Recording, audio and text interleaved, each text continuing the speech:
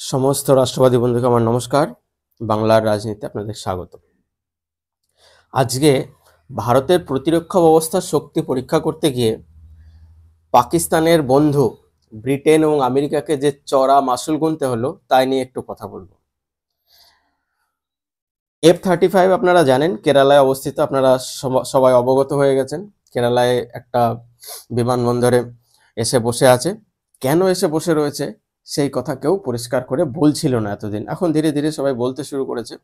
America মিথ্যে কথা বলছিল, ব্রিটেন মিথ্যে কথা বলছিল। তো ঘটনাটি কি?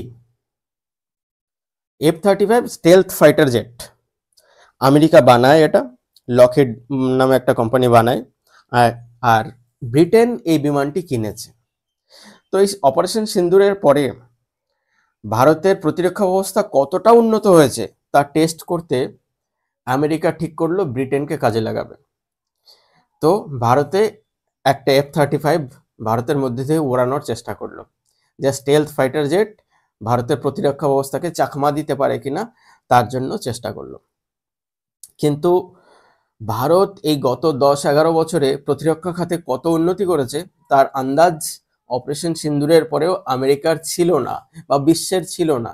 তারা বিশ্বাস করছিল না যে কত দূর কি ভারত এগিয়ে গেছে, তাই তারা হাত পোড়ালো নিজের।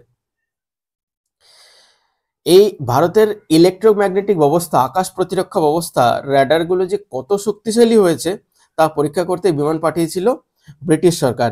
কার কথায়? আমেরিকার কথায়। স্টেলথ নাকি র্যাডারে ধরা পড়ে না, কিন্তু ভারতের র্যাডারে ধরা পড়লো। ভারত তার ইঞ্জিন এমনভাবে অকেজো করে দিল যে তার আপৎকালীন অবতরণ করতে হলো তিরুবনন্তপুরম বিমানবন্দরে, মানে কেরালায়। আকাশে উড়ছিল ভারতের বিজ্ঞানীরা, ভারতের যারা সায়েন্টিস্ট যারা রয়েছেন তারা কি করলো, সেই উড়ন্ত বিমানের, আমেরিকার বিমান বলুন বা ব্রিটেনের বিমান বলুন, উড়ন্ত বিমানের ইঞ্জিন লক করে দিল। ইঞ্জিন লক করে দিয়ে তাদের কাছে একটাই অপশন রাখলো শুধু ওপেন, যে তোমাদের ইমিডিয়েট অবতরণ করতে হবে, অর্থাৎ নামতে হবে, তাছাড়া কোনো ভাবে নাহলে ভেঙে পড়বে।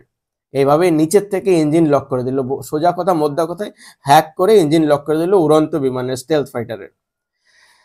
তারপরে তারা নিচে নামতে বাধ্য হলো, সব বিশ্বকে রটালো যে আমাদের তেল শেষ হয়ে গেছিল। ঠিক আছে, তেল ভরো যাও। তারপরেও তারা যায়নি, কিন্তু তারপরেও তারা পড়ে রয়েছে। তারপরে 40 জন ব্রিটেনের বিজ্ঞানীদের, ইঞ্জিনিয়ারদের একটা টিম আসলো, যে প্লেনে কি হয়েছে, ফাইটার জেটকে 1 ইঞ্চি নাড়াতে পারলো না। কারণ ভারতীয় যারা ইঞ্জিনিয়ার রয়েছে তারা এদের ইঞ্জিনকে লক করে দিয়েছিল, সফটওয়্যারকে লক করে দিয়েছিল। লক করে দেওয়ায় এবং ভারতীয় ইঞ্জিনিয়ারদেরকে কাছেই ঘেঁচতে দেওয়া হয়নি। বিমানটি যে বাইরে দাঁড়িয়েছিল তাকে কোনো হ্যাঙ্গারেও আমেরিকা নিয়ে যেতে দেয়নি ভারতকে, যে না হ্যাঙ্গারে নিয়ে গিয়ে আবার কি কি দেখে নেবে, ব্যাক ট্র্যাকিং করে সমস্ত আমাদের ইঞ্জিনিয়ারিং প্রতিভার যে মিসাল এই বিমান, সেই বিমানের সমস্ত কিছু জেনে নেবে। কিন্তু ভারত অলরেডি আগে জেনে গেছে, জেনে নেওয়ার কিছু নেই।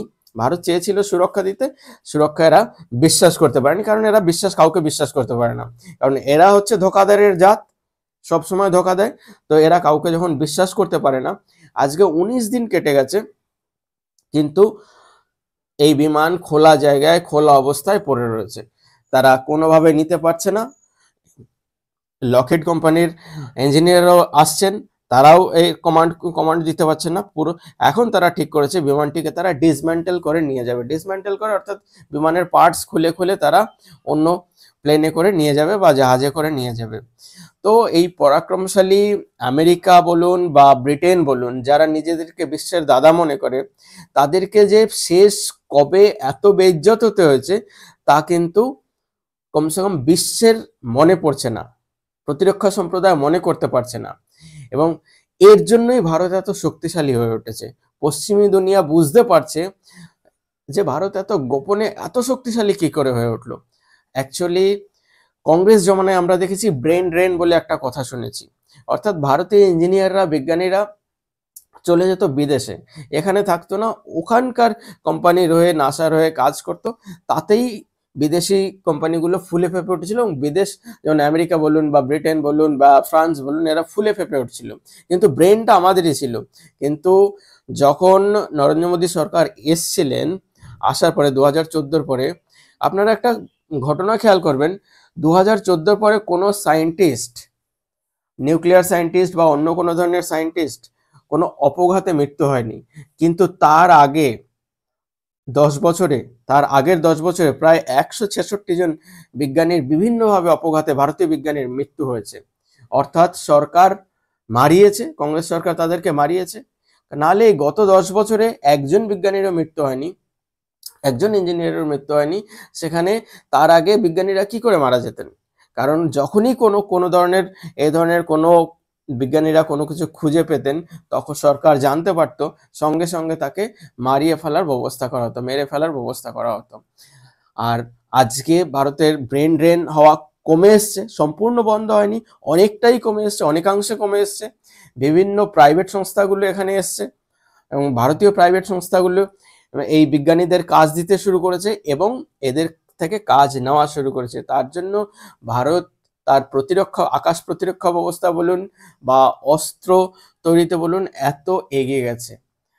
আমার সম্পূর্ণ পরিসংখ্যানটি মনে পড়ছে না যে গত 11 বছরে ভারত আগে কি অস্ত্র বিক্রি হতো, এখন কত অস্ত্র বিক্রি হয়, তার আকাশ পাতাল ফারাক তৈরি হয়ে গেছে। আগামী 2-1 বছরের মধ্যে দেখতে পাবেন যে আমেরিকার থেকে অস্ত্র কেনা বন্ধ হচ্ছে, ব্রিটেনের কাছ থেকে অস্ত্র কেনা বন্ধ হচ্ছে। ভারত প্রতিরক্ষা খাতে যে বিশাল খরচা করতো, সেই খরচা অনেকটা কমে এসছে এবং ভারত অস্ত্রের বাজারে বড় দাদা হয়ে উঠবে খুব তাড়াতাড়ি। এই ঘটনা তাই প্রমাণ করে আপাতত।